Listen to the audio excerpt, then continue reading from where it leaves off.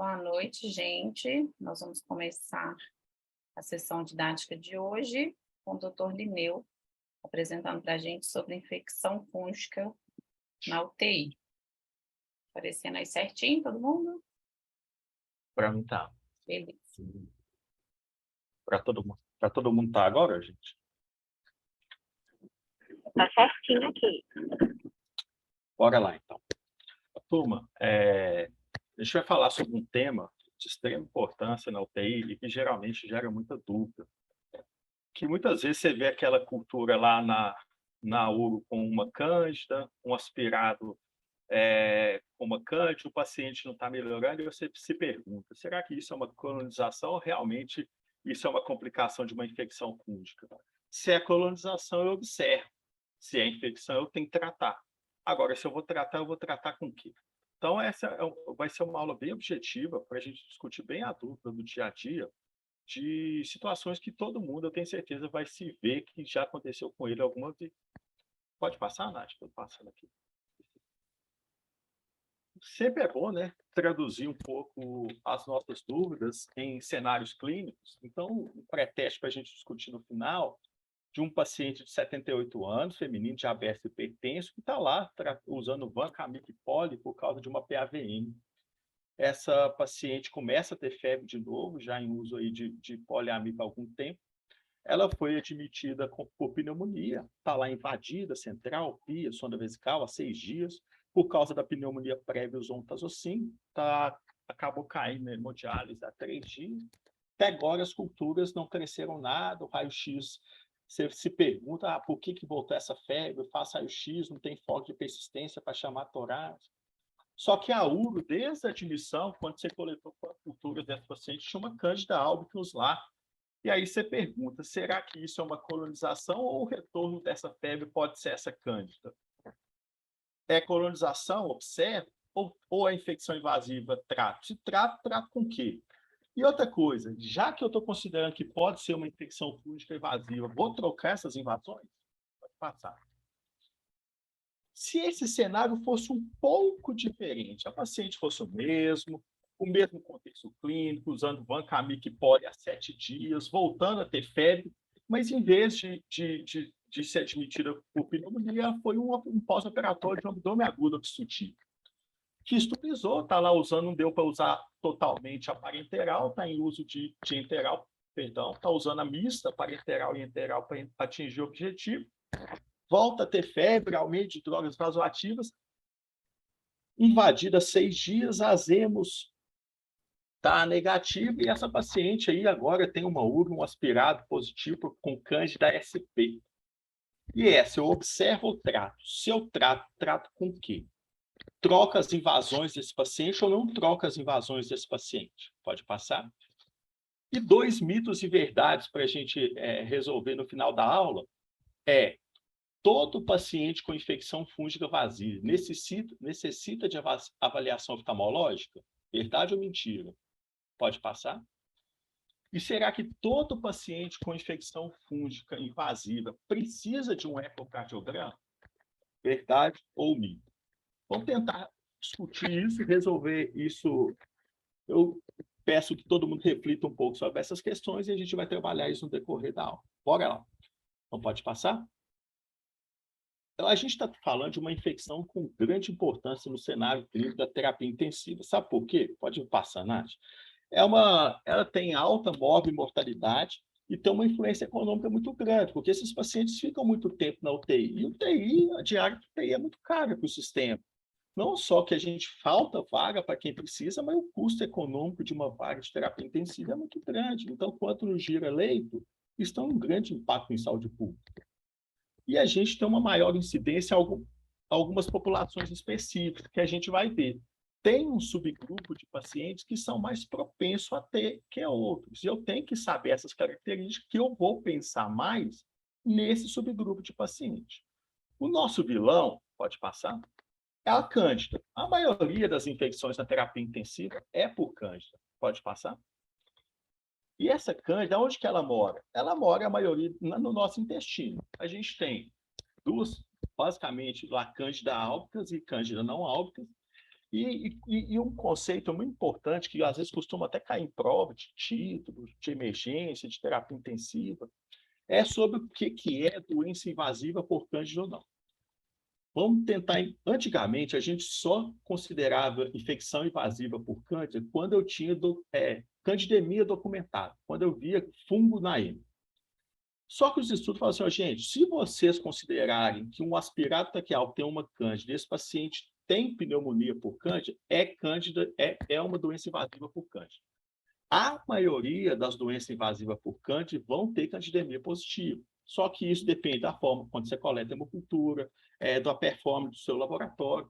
Então, uma coisa é clara, se eu chamei aquela infecção, se eu chamei aquela pneumonia de pneumonia por fungo, se eu chamei aquela infecção de urina por infecção de urina por fungo, isso é considerado uma doença invasiva por Cândida ou por qualquer outro fungo, tendo ou não candidemia. Pode passar. E da onde que vem esses bichos? A maioria vem de fonte endógena. Como que acontece? Passando para a gente discutir bem rápido o ponto de vista fisiopatológico da infecção, se é uma infecção, se é um bicho que está na maior parte das vezes dentro da nossa flora endógena, dentro do nosso trato intestinal, ele vai sair dali. Para ele sair dali, eu tenho que ter uns pré-requisitos. Porque normalmente ele não sai porque a nossa microbiota intestinal sabe viver, eles sabem viver muito bem ali em sociedade, ninguém incomodando muito a ninguém. Mas, se essa flora é alterada, se falta perfusão ali, se deixa de chegar neutrófilo, macrófilo, que muitas vezes quando eles estão crescendo demais, opa, vocês não vão sair daqui não. Ou se na nossa corrente sanguínea saem essas pessoas que seguram eles vão entrar na corrente sanguínea e podem parar em qualquer lugar. Pode parar no pulmão, pode parar na bexiga, pode parar num baço, pode parar no fígado, pode passar em qualquer lugar. Então, eu estou falando de uma linguagem simples para traduzir para vocês que a maioria dessas infecções vem por translocação intestinal. Então, tudo que eu faço que propicia ter translocação é um fator de risco para ter doença fúngica invasiva. Pode passar? Na UTI, a gente tem a maioria sendo cândida alba, mas está crescendo muito os cândidas não álbicas, né? A Cruzei, a Tropicase, Glabata, Paraposes. Por quê? Porque a gente tem usado muito fluconazol inadvertidamente quando é colonização. Muitas vezes a gente, antigamente, bateu o olho numa cultura, viu um bicho, achava que tinha que tratar. Então, isso fez com que outros bichos resistentes a essas drogas começassem a crescer. E isso teve um impacto muito grande na terapia intensiva, o crescimento da prevalência desses outros bichos, que mudou a nossa arma de dar o primeiro tiro.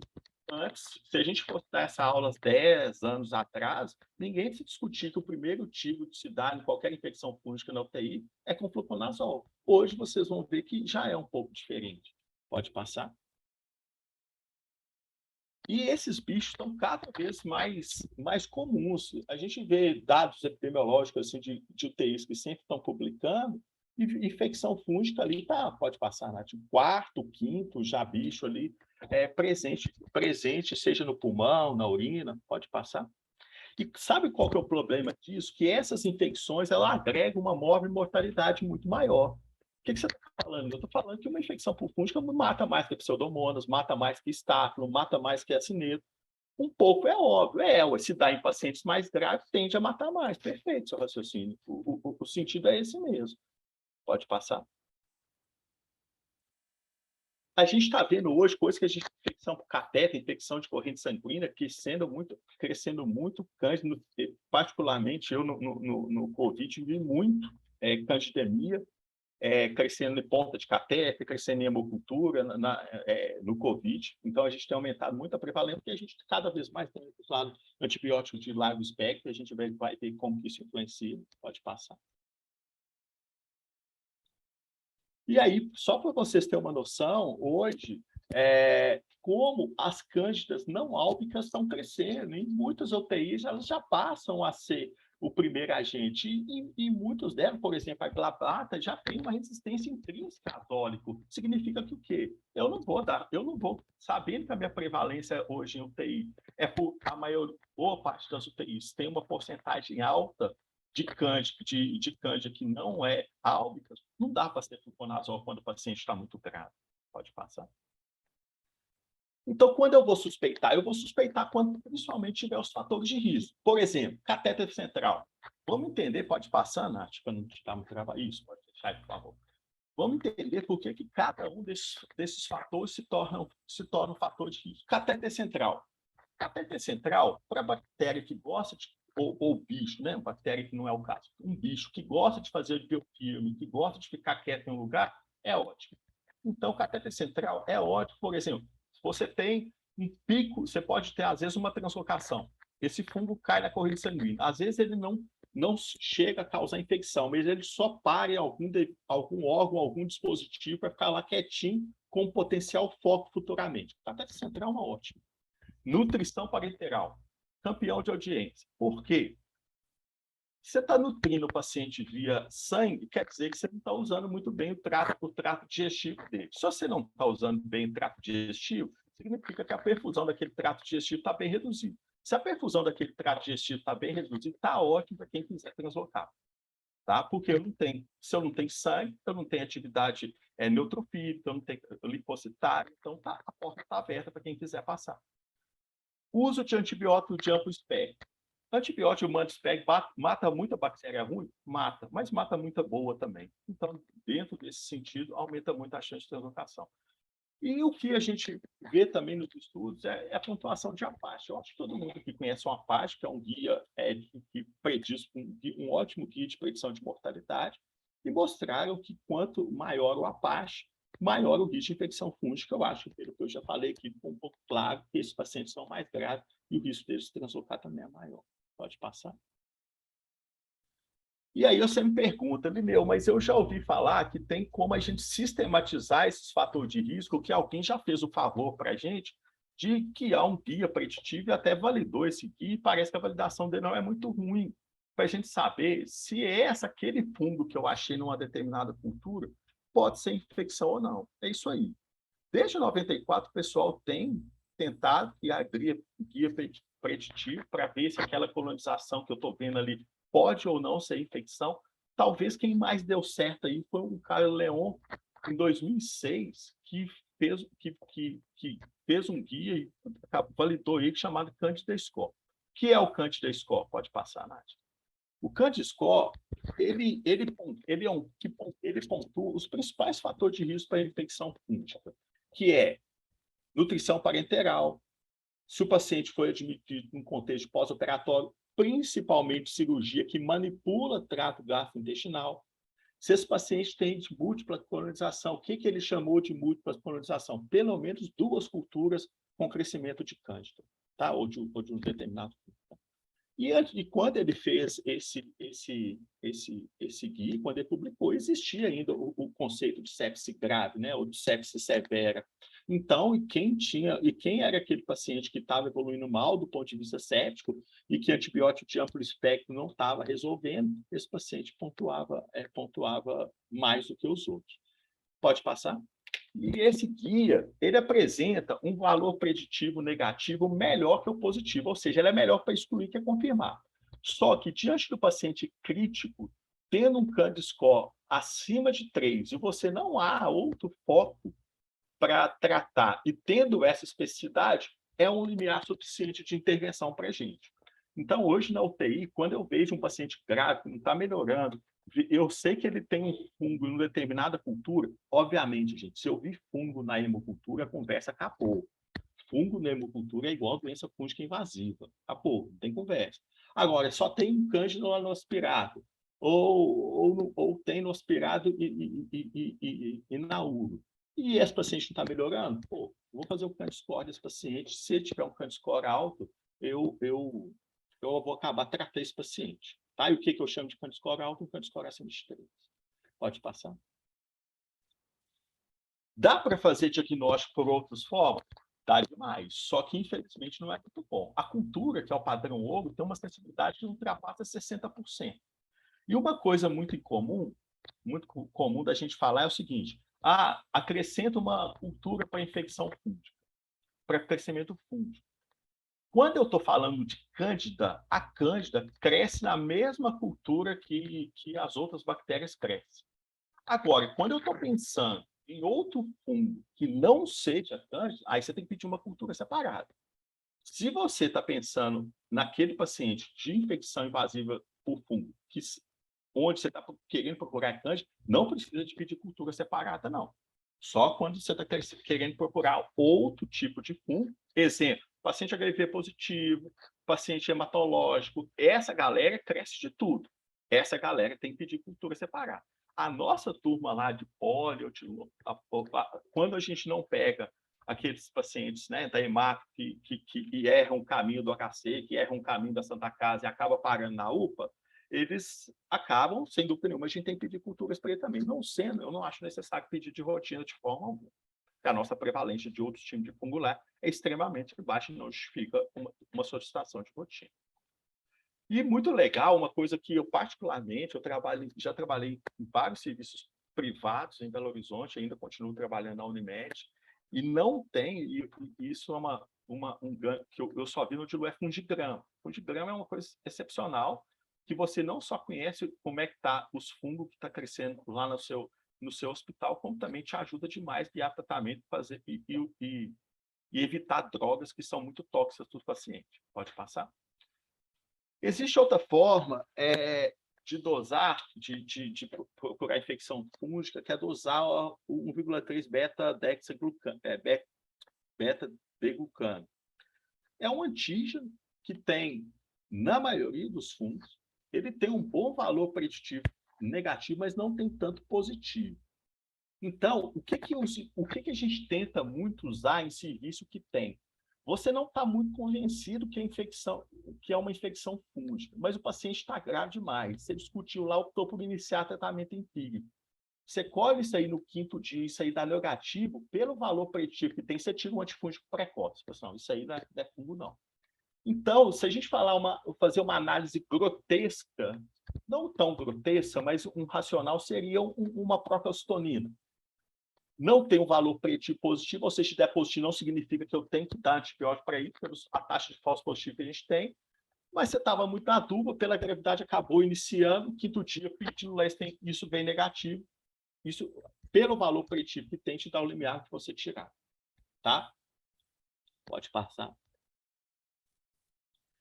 Não vou falar muito sobre biologia molecular, não é a realidade que a maioria do serviço assim, de fazer técnica, é ótimo, a sensibilidade é espetacular, a especificidade também não perde muito, mas eu não consigo ter, é um método extremamente caro, de pouco custo e efetividade, vamos dizer assim.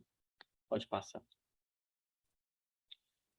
Beleza, mas quando assim, as ferramentas não me ajudam muito, Candice Corn deu lá 2, na ponta, assim, paciente grave, vancomycin, poli, febre, não tem nada de cultura, do empírico. Vou pela gravidade do paciente, vou pelo desespero. Pode passar? Teve um cara que fez um trial justamente chamado Empíricos. O nome é meio sugestivo, né? E justamente randomizou entre domicafungina para o paciente grave que não documentou cândida na hemocultura, ou não. Vou pelo desespero ou não vou? E esse cara randomizou em dar ou não dá pelo desespero, e o que ele achou? Pode passar? Não, assim, eu acho que aqui não ficou muito legal, não, mas vou contar para vocês o que está resumindo as 2 tabelas que eu vou mostrar, que não reduzir mortalidade, não. Sabe por que não reduziu? Porque a maioria desses pacientes morrem, por mais que eles voltam a fazer febre, eles morrem de complicação da sepse. Sepse mata muito, mesmo se você dar antibiótico, fazer tudo direitinho, ainda tem uma mortalidade muito alta. E boa parte desses estudos do empíricos, quando você vai atrás, boa parte desses pacientes, você vai lá, você fala assim, pô, você tá, olha como isso é interessante. Você está com o 10º dia desse paciente na UTI, lá no CTI 5, com vancomycin poli, não melhorando e evoluindo mal, você mete um antifúngico lá no desespero. Quando você vai ver, se você pegar esse caso para fazer análise retrospectiva, você olha assim, pô, esse paciente chegou lá 10 dias atrás, o antibiótico dele foi entrar com 12 horas de sepse. Ficou lá na triagem, já chegou no poli chocado. Não adianta. Esse paciente vai complicar lá na frente. O que faz a diferença na sepse mesmo é pacote de primeira hora. Depois, esse paciente vai complicar lá na frente, a gente vai achar que é bicho que a gente não está tratando em nada. Às vezes, o paciente está fazendo uma disfunção múltipla orgânica, está abrindo uma disfunção atrás da outra, e a gente achando que é bicho que a gente não está pegando, a gente está achando que é antibiótico que é forte de persistência, e às vezes é um pacote de primeira hora que não foi feito. Eu achei muito legal o INPIC discutir isso. Falar assim, gente, às vezes estão dando micafungina aí no desespero, às vezes é uma sepse mal tratada. Às vezes é um pacote de primeira hora mal feito. E só que você está vendo isso depois de 10 dias. Por quê? Porque você tem todo o aparato tecnológico na UTI, de suporte hemodinâmico e tudo que consegue sustentar o paciente independente da gravidade por muito tempo. Né? Pode passar. Pode passar. E aí, pode passar. E aí, então, assim, não vão dar antifúngico simplesmente porque o doente está grave. A gente tem que ter um pouquinho de critério. O Cândido orienta muito nesse sentido. Fala assim, gente, vamos tentar triar, pelo menos, desses mais graves, quem tem essas características aí, para a gente ser um pouco mais guiado. Mas, mesmo assim, a especificidade do Cândido é baixa. Ele é mais sensível que específico. Então, não adianta dar antifúngico simplesmente porque o cara está grave, a nota está subindo e ele está com vancomicose poli. Então, a gente tem que avaliar o cenário de cada paciente a despeito das ferramentas diagnósticas que a gente tem. Às vezes, pedir um antígeno. É realidade, até em boa parte dos hospitais privados, mas o Cândido ele é uma ferramenta que ajuda demais. Beleza, mas e quando eu tiver que dar, o que eu vou dar? Então, para não delongar muito na parte de tratamento, a gente vai fazer um fight aqui dos antifúngicos para saber aí desses aí quem pode mais nos ajudar a guerrear na UTI. Pode passar? O primeiro confronto vai ser fluconazol versus anfotericina. Pode passar? Entre fluconazol e anfotericina, a gente viu que não fez diferença estatística de morte e mortalidade você entrar em clínico com fluconazol versus anfotericina. E sabe qual que é o pior? Pode passar. O pessoal da anfotericina teve muito mais insuficiência renal.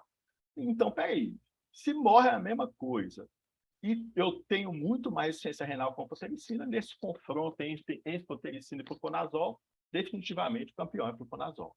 Pode passar. Os pacientes neutropênicos, eles não foram muito incluídos nos RCTs. Tem estudos só com neutropênico, mas eu não quis muito questão de frisar aqui por ser um pouco mundo à parte e não ser muito a nossa realidade. Pode passar. E tem a anfotericina e a equinocantina. Para quem não conhece, o que é uma equinocantina? A equinocantina, para vocês terem uma noção, é micafungina, anidulafungina. Então, essa turma versus a anfotericina também não teve diferença em relação à morte e mortalidade, mas os pacientes com anfotericina, obviamente, também tiveram muito mais insuficiência renal e morreram até das complicações de insuficiência renal. Pode passar, então, entre micafungina e anfotericina, entre equinocantina e anfotericina, eu vou querer a equinocantina. Pode passar. E o nosso duelo, que a gente queria chegar para ver, fluconazol versus equinocantina. Essa aí é a grande questão que a gente debate hoje. Antigamente, pela alta prevalência que a gente tinha dos álbicas na UTI, a gente estava no fluconazol. Só que eu mostrei para vocês que a prevalência desses bichos resistentes a fluco está aumentando muito. Então, o que a gente notou? Em relação à mortalidade, não tem muita diferença. O que os estudos acharam a diferença? Em relação ao clearance, o que eles consideram como clearance? Negativação de cultura, tá? E menor refratariedade, ou seja, a equinocantina tende a ser mais eficaz, o paciente recorre menos em relação ao fluconazol. Então, e a taxa de evento adverso não é tão diferente. Então, se esses pacientes recorrem menos e tem um clearance maior, o paciente crítico, o que eu chamo de paciente crítico? Todos, na verdade, são críticos. Para o paciente instável, não tem muita conversa, não. Tem que ser equinocantina. Equinocantina tem que ser a nossa primeira escolha na UTI. Lilian, mas se eu não tiver aflorandina, o ataque que você tem, entre anfloxicina e fluconazol, você não tem ganho com ela.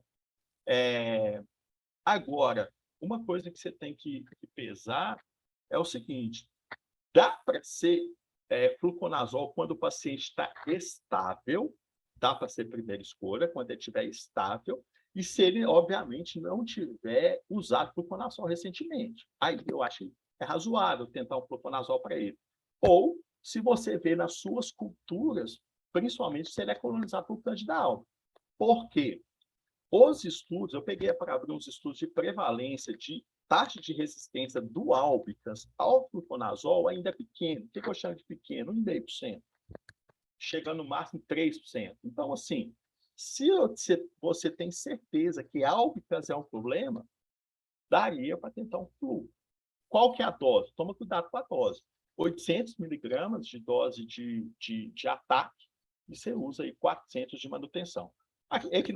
Equinocandina não dá para falar aqui que vai depender da dose. A mifafungina é 100, a mifafungina você faz uma dose de 200 e depois deixa 100.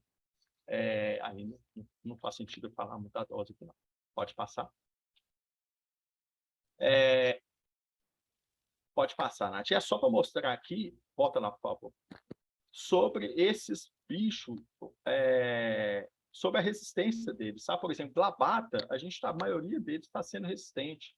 A Cruzeiro, a maioria é resistente. As outras, só para vocês terem uma noção aí, os outros, a boa parte ainda é sensível a fluconazol. Então, assim, é uma boa droga ainda, mas, assim, no paciente instável, eu ainda fico inseguro por causa da prevalência desse bicho aqui, do Labata, já ter crescido bastante. Pode passar. Troca ou não troca o bendito catéter? 5 dias de catéter. Tem uma infecção fúngica. Troca ou não troca? Essa é a grande questão. Pode passar, Nath.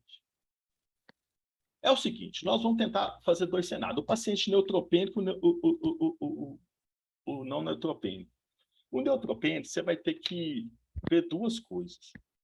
Se esse paciente tem mucosite ou não, e pesar o risco e benefício. Porque o neutropênico, ele não é só neutropênico, ele é plaquetopênico pra caramba, ele tem um HP baixo, então o risco de punção dele não é desconsiderável. Né? Ele não é muito bom de ficar pela doença de base dele, ficar dando plaqueta para ele, então é uma punção, sempre uma punção mais arriscada no paciente hematológico. Trocar um catéter dele não é igual trocar um catéter de um paciente comum.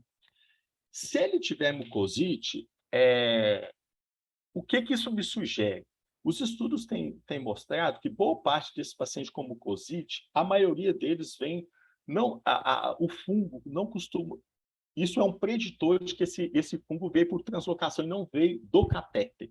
Então, você pesa o risco e benefício de ter mucosite. Se não tem, está muito no escuro. Sugiro trocar o catéter se o risco de punção não for muito grande. Em relação ao paciente não neutropênico, presta bastante atenção o que a diretriz diz, e eu vou falar o que um pouco que a gente faz na realidade, que às vezes a gente não segue muito bem a diretriz. Por quê? A diretriz fala o seguinte, se você está tratando uma infecção fúngica, você sabe do foco, não é um pulmão, tem certeza. Tem cândida no sangue, mas está lá, uma baita de uma imagem nova lá, o foco é lá. Não necessariamente eu tenho que trocar o catéter de cara, se eu sei o foco. Sendo muito sincero na prática, se o risco de punção desse paciente não é alto, teve candidemia positiva, a gente troca esse catéter. Troca esse catéter por ser um possível foco de persistência. A gente troca. Mesmo assim, mas não tem na corrente sanguínea, só tem uma colonização do pulmão. Preciso de trocar? Não necessariamente. Não necessariamente. Pode tratar no 3º e 5º dia, que o fungo responde um pouco mais lento que antibiótico. Que é bactéria, e aí você pode avaliar a troca. Mas teve na corrente sanguínea, troca. Não teve na corrente sanguínea e tem um foco, pode considerar em não trocar. Tá bom? Pode passar. Volta lá. Sonda vesical de Demore. Sonda vesical de Demore. Se o seu fungo veio dali, tem que trocar a sonda vesical de Demore. Mas é colonização. Se é por fungo, troca. Se é por fungo, troca. Tá? Desculpa, se você está achando que é infecção, não colonização, não, perdão. Se você achando que a infecção é por lá, troca a sonda. Troca a sonda. Tá? Porque é o mesmo sentido do catéter central. Se você está achando que é lá e está deixando o dispositivo, é falta de persistência, então tem que trocar. toda infecção do dispositivo, você acha que ali, que o dispositivo para fungo é ali, que a origem é ali, você tem que trocar o dispositivo. Pode passar. Então, basicamente, tentando fazer, eu fiz esse slide, ficou tipo assim, que na verdade eu me confundi essa aula, não por culpa da Natália, culpa minha, obviamente, que ela tem uma semana me avisando, e eu lembrei ontem à tarde, então eu tive que fazer um slide meio rápido, então peço perdão algumas desconfigurações. Mas vamos lá, eu tentei fazer um panorama rapidinho de infecção fúngica na UTI. Primeira coisa, você vai perguntar se está estável ou não. Se está estável, vamos lá, Nath. Se ele não for neutropênico, não tiver feito uso de fluco recente, e for colonização por cândida, pode passar. Dá para dar fluconazol para esse paciente. Agora, neutropênico, equinocandina. Equinocandina e espericultura. Instável, equinocandina ou anfotericina. Tá? Seja ele neutropênico ou não. Instável, equinocandina para anfotericina. Estável, é colonizado por cândida, não fez uso de fluxo recente, dá para ser o fluxo. Pode passar. Então, os pontos chaves, assim, a infecção fúngica ela já é grave e ela dá em paciente muito grave. Então, o problema é sério. A albicans, graças a Deus, ainda é o mais prevalente. Mas só que a gente tem usado muito fluxo, por vários motivos, e tem crescido muito os não álbicans. O meta-diagnóstico, às vezes, são muito demorados, então eu tenho que usar guia preditivo, CanScore, sugiro usar ele, que ele é o melhor de todos que foram publicados até hoje. Lembrar dos fatores de risco, ele pesa muito, né, que aumenta muito a prevalência deles. Equinocandina, geralmente, é a primeira escolha na UTI, de passar. Candida albicans, que ainda mantém o fluconazol, ele ainda, principalmente quando você tem um fungigrama, acho que a gente seguia, obviamente, seguia pelo fungigrama. Cresceu uma cândida, sei lá o nome. A literatura fala que ela é resistente a fluconazol, mas se você está vendo a cultura lá, não precisa ver a cultura, não. Não preciso de pedir cultura específica se eu estou pensando em cândida. Se eu estou pensando em outros, se eu estou dentro do HC, na ala dermática, vou pedir cultura para até levedura de cerveja. E às vezes tem na corrente sanguínea desses pacientes. Colocar o catéter, eu sempre tenho que pesar risco e benefício, tá? Se o paciente tem mucosite, o risco de função for alto, isso é um preditor que a infecção não tem vindo ali do catéter. Não necessariamente precisa trocar. Pode passar. Então, vamos lá, vamos tentar discutir para a gente. Tentei ser o mais objetivo possível. Mas vamos tentar discutir aqueles mitos e verdades desses dois casos clínicos que eu coloquei lá no início, para a gente ver se essa aula serviu para a gente criar alguma coisa. Essa paciente de 78 anos, vancomycin pori, febre, já com invasões há 8 dias aí, dialítica, com uma cândida albicans na urocultura desde a admissão, trato, troco catéter, não troco. O que vocês acham? Participa aí, galera, para a gente terminar essa aula rapidinho. O que vocês acham?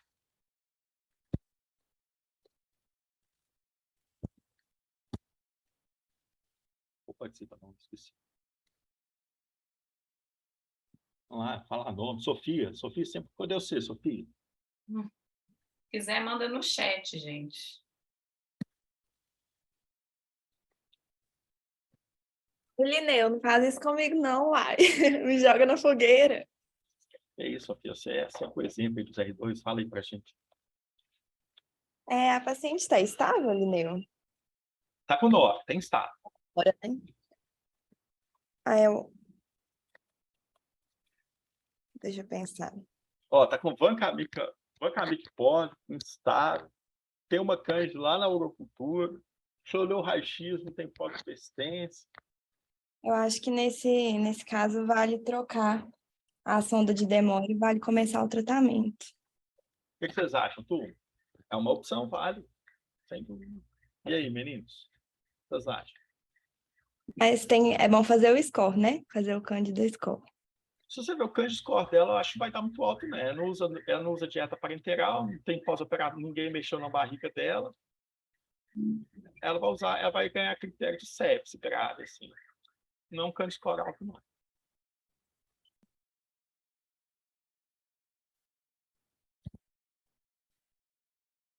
Alguém?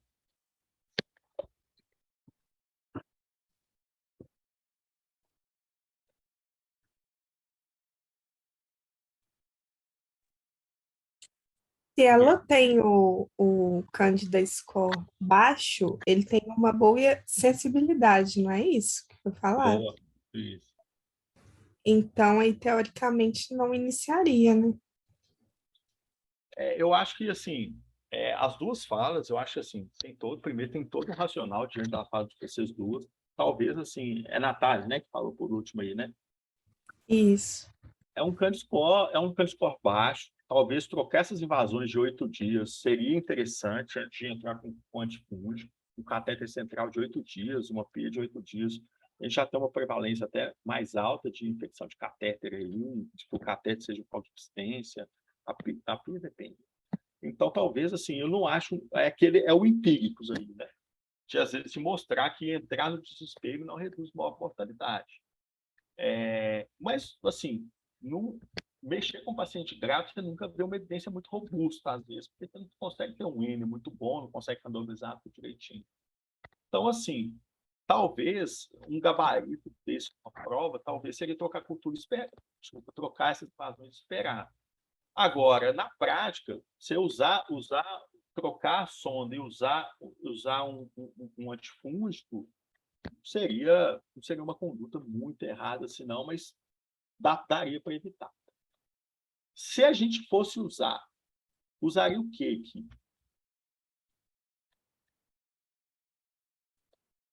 Micafungina, flu, anfotericina.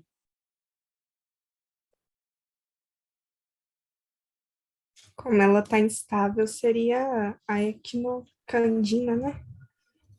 E aí, No meninos? caso. Vocês acham? Acho que daria equinocandina. E aí? Eu concordo, eu acho que com a piora da instabilidade dela, acho que uma micafungina seria uma boa opção. Assim, equinocandina você tá dando um tipo de segurança, mas assim, quando você está dizendo que a cândida, se você está tratando, achando que a infecção fúngica é a urina, e você já sabe o bicho que tem ali, que é cândida albicans, quando você sabe que é cândida albicans, e esse paciente não fez uso de fluco antes, a taxa de resistência nossa de cândida albicans é baixa, tá? Ali para dar fluconazol para esse paciente, tá? Você sabe que a cândida é albicans. Eu vou mostrar o caso para vocês que é um pouco diferente. Passa aí, Nath. Eu acho que os meninos só ficaram tendenciosos para outra coisa por causa do seu aqui, né? Como está instável, aí já vem direto, né? Mas se for, desculpa, aí for com resumo, meio resumão, acho que quando a gente tem cândida, eu até falei isso mais quando eu falei de cândida, quando a gente tem documentada a albicans e ele não usou fluconazol, daria para usar. Esse aqui é quando eu não sei o bicho, gente. Esse aqui eu não sei o bicho ainda. Instável, micafungina. Se eu sei o bicho, dá para guiar pelo bicho. Por exemplo, Candidobacter, resistência a fluco é muito alta. Então, equinocandina. Se eu sei, isso aqui é para quando eu não... Foi bom, Nath, você voltar? Isso aí é para quando eu não sei o bicho. Instável, micafungina. Você não pode... Porque é o seguinte, você não pode errar o tiro no instável. E como a prevalência que eu mostrei para vocês lá da glabata não é desconsiderável, chega a ser em alguns ambientes até mais alta que a álbica, não dá para errar o tiro, tem que ser equinocandina. Se eu tenho bicho, e eu sei, por exemplo, que a álbicas e a prevalência da álbica é muito baixa, a prevalência de resistência é muito baixa, dá para dar um tiro guiado, tá bom? Até porque não tinha candidemia, né, ali. Era Isso, só não tinha urocultura. candidemia. E agora, esse outro paciente aqui, volta lá, Nath. Esse outro paciente é um pouco diferente. Volta, passa. Eita, gente. Aí. Isso. Esse outro paciente aqui é um pouco diferente. Olha lá. É o mesmo, a gravidade é praticamente a mesma. Está lá com estável, febre, vancomycin poli. Mas esse paciente agora veio de um pós-operatório de um abdômen agudo. Ele tem o aspirado e a URI com uma cândida SP. Não, o pessoal da microbiologia não falou para vocês ainda qual cândida é. E esse paciente está instável. Primeira pergunta. Eu vou tratar ou não vou tratar esse paciente? Vou considerar uma colonização, vou considerar uma infecção e vou tratar com qual agente? que vocês acham?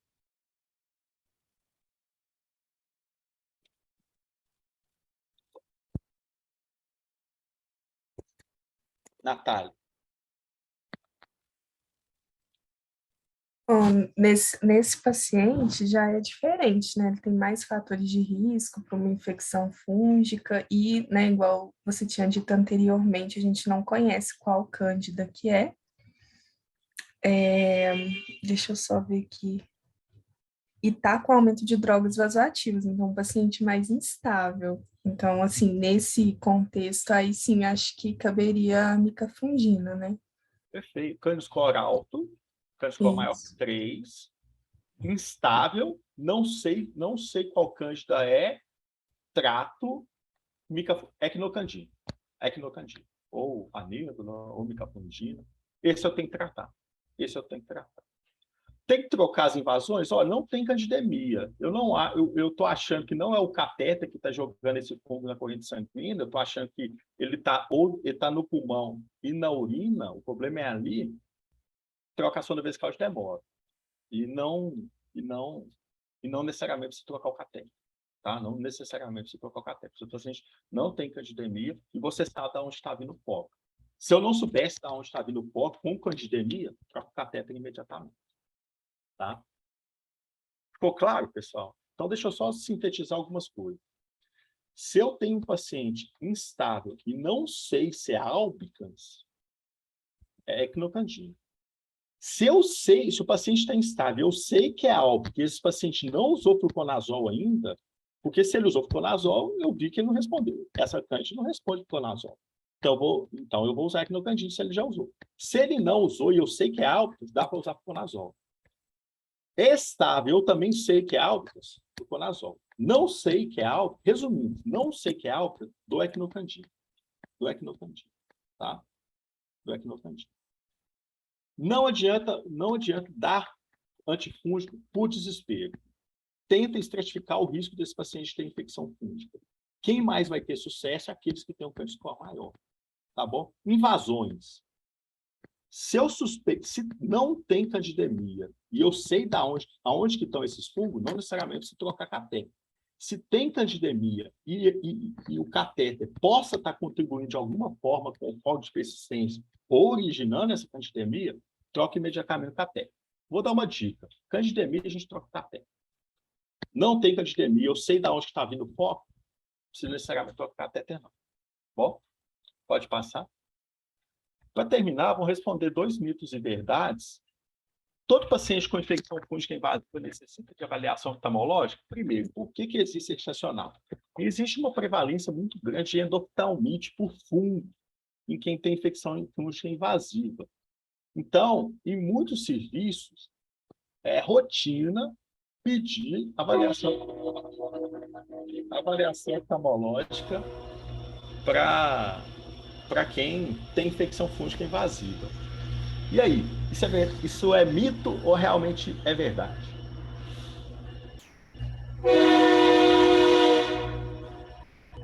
O que vocês acham? O trem precisa acordarem para participar. Tô fim. Acabando.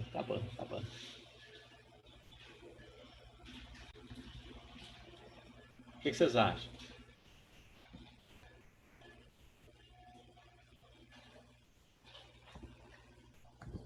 Vamos lá.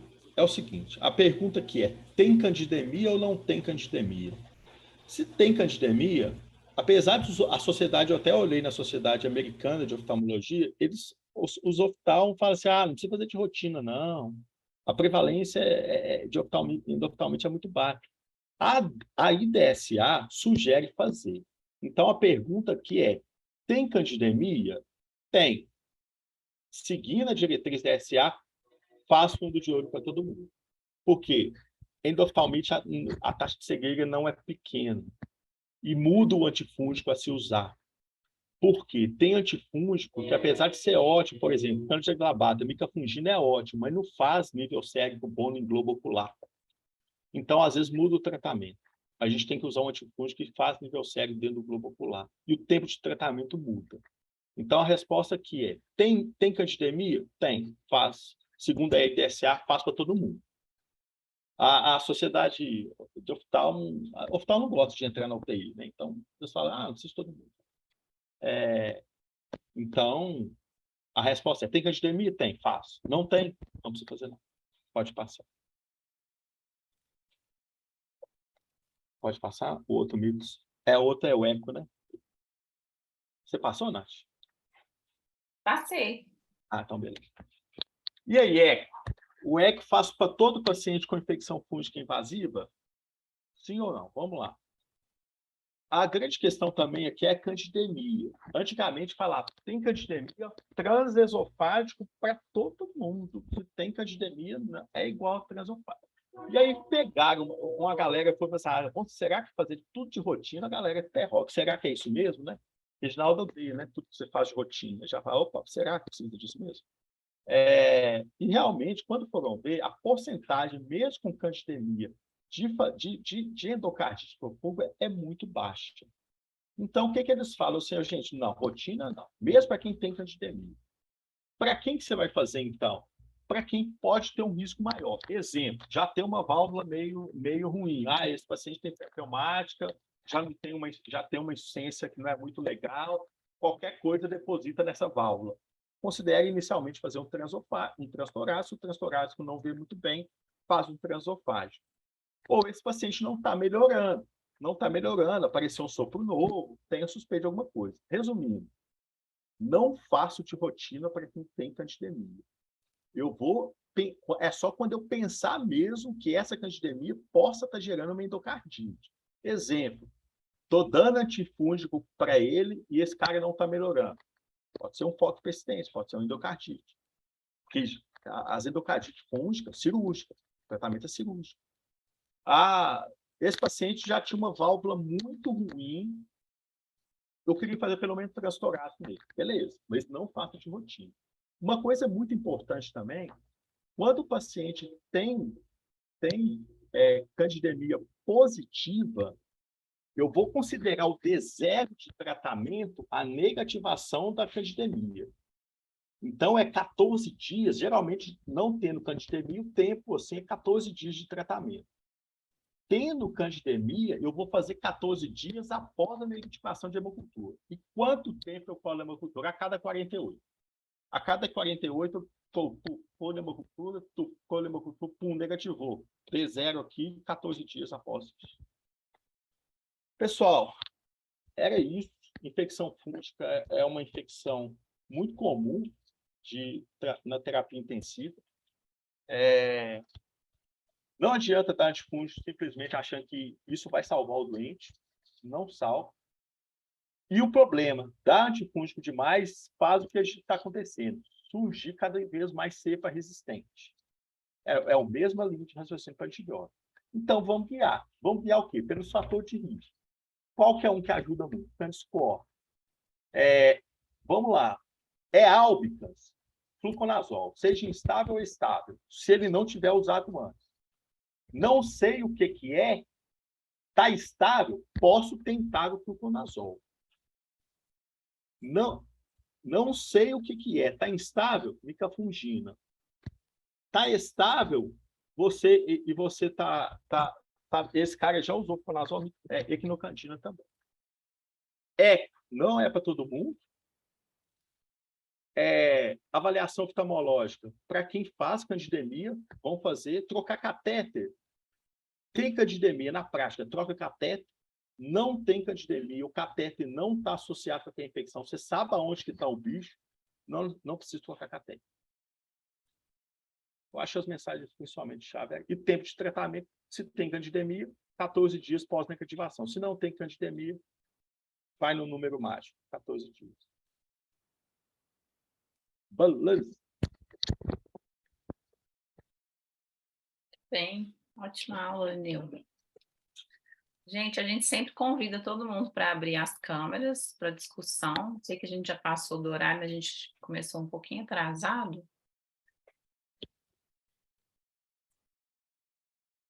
Se alguém tiver alguma pergunta, alguma consideração.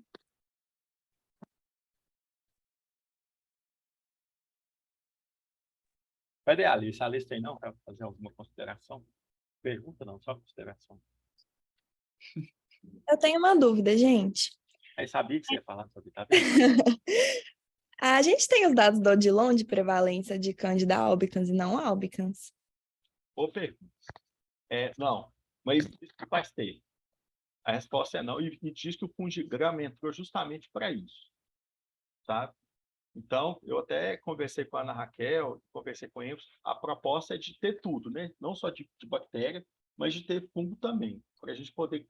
Porque, assim, você olha os protocolos da IDSA, eles fazem esse protocolo baseando nos hospitais que publicaram suas casuísticas. E eles mesmos que fazem uma diretriz para ver se todo mundo encaixa ali. Mas para antibiótico em terapia intensiva, acho que em qualquer outro cenário, mas principalmente terapia intensiva, antifúngico entra mesmo associado. Conheça quem que frequenta a sua casa para você saber qual é a arma que você vai usar. Mas segundo a CCH, o fungigrama entrou muito para a gente conseguir entender qual que é o perfil de bicho que frequenta a gente. Então é não, mas vamos ter, né?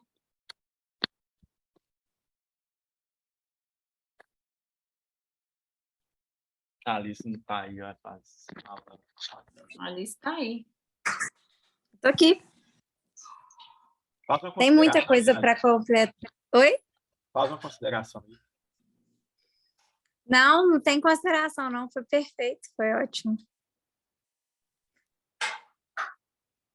A Alice tem uma relação muito amistosa com a CCH, então ela gosta de usar a fotericina dele para todo mundo. Eu tenho dificuldade de entender o fluconazol ainda no paciente com nem instabilidade não, né? Com disfunção orgânica, mas eu estou tentando melhorar.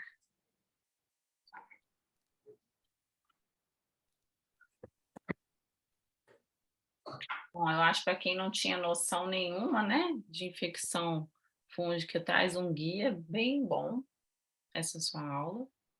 E lembrar de sempre discutir, né, gente? As perguntas nunca são fáceis na terapia intensiva. E eu acho que a infecção fúngica, ela entra muito, obviamente, quando a gente não tem candidemia, ela entra muito naquela massa que a gente achava muito que terapia intensiva, o paciente estava grave, vai fazendo tudo que é melhor que nada. Não necessariamente. Primeiro, você pode não resolver o problema do doente e você pode criar um problema maior para outros doentes que vão vir mais para frente. Então, não acho que o paciente está grave, é melhor fazer tudo que não tem nada a perder. Você tem a perder do ponto de vista do paciente, porque achando que você está fazendo a mais, você está ajudando, você pode estar atrapalhando, e você está fazendo mal do ponto de vista da saúde pública. Então, assim, não achar que o doente mais grave ele precisa de mais. Ele precisa de ser mais sistematizado, e é o que eu sempre falo. O paciente, a gente é refém da emergência das portas. Vem sepse, com 30 horas de vigilância infecciosa. O cara é séptico, tem 30 horas, a UTI não salva ele. Não salva mesmo. Então, e o paciente com infecção fúngica, ele é de sepse complicada, ele tem muito disso. Então, eu sempre falo, a taxa de mortalidade da UTI, eu até brinco, se a gente analisar a taxa de mortalidade nossa, a gente vai ou xingar o poli ou parabenizar o poli e a UPA. A gente está muito atrelado a ele. Graças a Deus, a gente está atrelado em 2 serviços muito bons. Lineu, tem 2 considerações mesmo que eu acho que é só para a gente não esquecer mesmo. Hemocultura, o rendimento é muito maior do que a da cultura de fungo mesmo no paciente que está com a gente. Então, é muito comum a gente chegar, o paciente está séptico, tem cultura de fungo correndo. Ela é muito cara, eu não tinha noção do preço dela, muito cara. E a hemo tem um rendimento muito maior. Lembra muito um pouquinho da meningite, né? Que o rendimento da hemo é mais importante, a gente esquece, tem cultura de líquor correndo. Isso, exatamente. É só um adendo que, assim, eu demorei muito tempo para entender. E outra coisa, que a gente tinha um viés muito grande, que o corticoide era um fator de risco muito grande para fungo. E aí eu acho que a força-tarefa da sim, né? Eles colocam que parece que o corticoide ele não muda a atividade fungicida do neutrófilo mesmo. E a chance maior infecção fúngica relativa. Então, na hora que o paciente faz infecção fúngica, a gente sai na correria de tirar corticoide, mas os pacientes comem adrenal. Então, assim, se ele já tinha o fator de risco, já foi, e ele tá, se ele ganhou limiar para antifúngico, não tá na hora de sair na correria para a gente tirar a corticoide, que a chance desse paciente fazer insuficiência adrenal relativa feia é muito grande, porque eles têm uma predileção por adrenal. É só coisa, assim, que eu tô lembrando, assim, das aulas até que a gente já teve. Eu acho muito bem pontuado, até porque quando você vê os scores, eu pus o Candid Score, mas eu dei uma olhada nos outros, ninguém nem pontua corticoide como pontuação, sabe? Mostrando que, assim, ele não, definitivamente, ele não é um fator de risco maior. E é o que você falou. E esses pacientes, é porque é o seguinte, o paciente com infecção fúngica, ele já tem uma taxa de estresse muito alta. Aí ele faz uma sobreposta. Então, a chance de ele fazer uma adrenal relativa é muito grande. Então, se mexer com corticoide achando que você vai mudar isso, você não vai mudar, não. Eu acho ótimo. Isso, acho que não tem mais nada, só a luta perfeita, não sei nem falar. Já. Corticoide não é um fator de risco. Gente, deixa eu correr, espera que teve um barulhão. Quem mais? Cadê as meninas de ontem que estavam comigo lá, a da Santa Casa e a do HC? Não sei se elas estão aí, então não. A gente teve uns casos interessantes, né? Discutir. Gente, uma dúvida mais boba. Olha aí, Quanto tempo de central e de nutrição parenteral que a gente considera que é um fator de risco? Boa pergunta. Quem perguntou?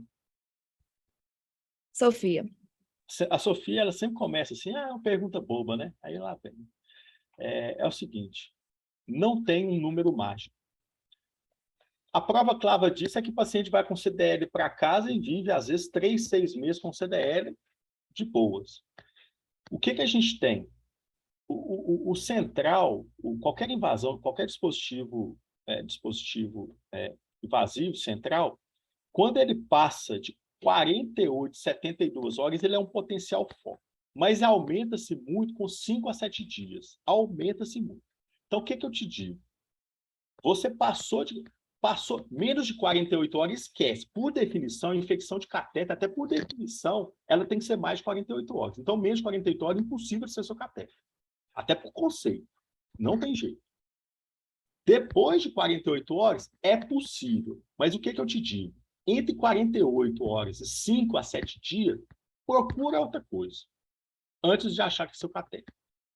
Depois de 5 a 7 dias, sempre olhe seu catéter como potencial causa ou como potencial foco de persistência.